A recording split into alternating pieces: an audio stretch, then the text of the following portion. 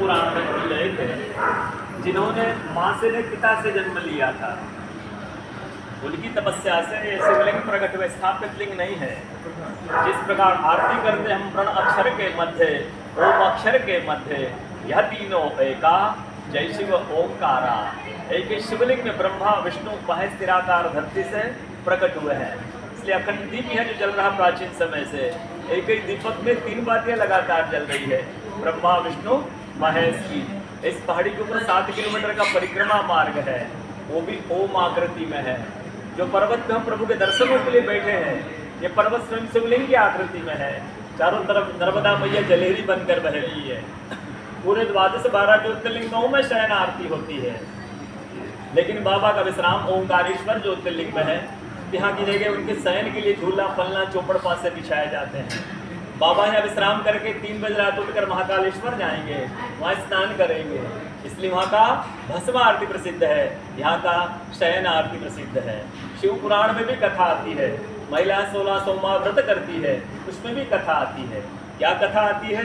प्रतिदिन भोलेनाथ आते हैं, माँ के साथ विश्राम करके ब्रह्म मुहूर्त में उठकर चले जाते हैं। एक दिन जब भोले बाबा माँ के साथ पधारते हैं तो माँ पुजारी से पूछती, पुजारी हमें विश्राम के लिए जा रहे हैं, चौपड़ पासे में किनकी जीत होगी? पुजारी बोलते कि आज ही भोले बाबा जीतेंगे।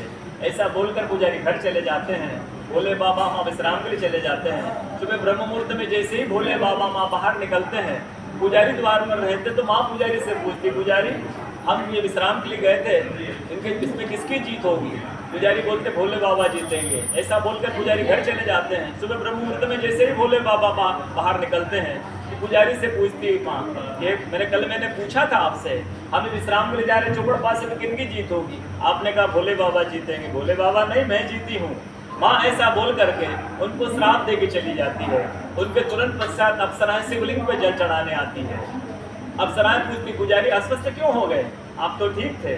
फिर पुजारी बताते हैं, प्रतिदिन भोले बाबा माँ के साथ विश्राम करके चले जाते थे। कल भोले बाबा माँ के साथ पधारे, माँ ने मुझसे पूछ लिया, पुजारी हम विश्राम के लिए जा रहे चौपड़ पासे में किनकी जीत होगी? मैंने कहा भोले बाबा जीतेंगे। भोले बाबा नहीं, माँ जीत गई, माँ मुझे श्राप दे के चली गई। अप्सराएं बोलती, चिंता ना करो, हम अंदर जान आएंगे और भोले बाबा की पूजा करके आए, फिर इसका उपाय बताएंगे। पुजारी अप्सराएं अंदर जा करके शिवलिंग की पूजा करके बाहर आकर बोलती, पुजारी आप 16 सोमवार व्रत कीजिएगा, व्रत करते स्वस्थ हो जाएंगे, व्रत करते ठीक हो जाएंगे। ये वो कथा का दर्शन ओंकारेश्वर ज्योतिर्लिंग में प्रतिदिन होता है। बोलो ओंकारेश्वर भगवान की जय। पूरे 12 ज्योतिर्लिंग में ओंकारेश्वर ही ऐसा ज्योतिर्लिंग है जिसके दर्शन के पश्चात कोई महानदी का दर्शन होता है, जिसके तट को छूकर कोई महानदी बह रही है। आप काशी जाएंगे, गंगा जी दूर है। आप सोमनाथ जाएंगे, समुद्र है। आप उज्जैन जाएंगे, क्षिप्रा नदी है। लेकिन ओंकारेश्वर ही ऐसा ज्योतिर्लिंग है जिसके दर्शन के पश्चात कोई महानदी का दर्शन होता है। वो महानदी है रुद्रदेहाय विद्महे मेघलकन्याय धीमहि तन्नो नर्मदा प्रचोदयात्। भगवान शंकर की देह से पसीने के बूंद से निकली है मां नर्मदा। भारतवर्ष में जितनी नदियां हैं सब उत्तर दक्षिण दक्षिण उत्तर की ओर बहती है, लेकिन मां नर्मदा उदय से अस्त की ओर बहती है, पूर्व से पश्चिम की ओर बहती है। सब नदियों में नर्मदा ही नदी ऐसी नदी है जिसके जितने कंकर हैं सब शंकर हैं। नर्मदा पुराण में ये भी कहा गया है कि नर्मदा जल के स्पर्श होने जो शिवलिंग निकलते हैं उनको डायरेक्ट पूजा कीजिए, उनकी प्रतिष्ठा की आवश्यकता नहीं है। नर्मदा जल स्पर्श होने से वो स्वयं प्रतिष्ठित हो जाते हैं। अयोध्या में जब रामलला जी की स्थापना की गई थी, जब 2.5 फीट का नर्मदा का शिवलिंग ओंकारेश्वर से ले जाकर के अयोध्या में रामलला जी के साथ स्थापित किया गया है। पुराणों में कहा गया है, रेवात टे तपम कुर्यात मोक्षदायिनी गंगा।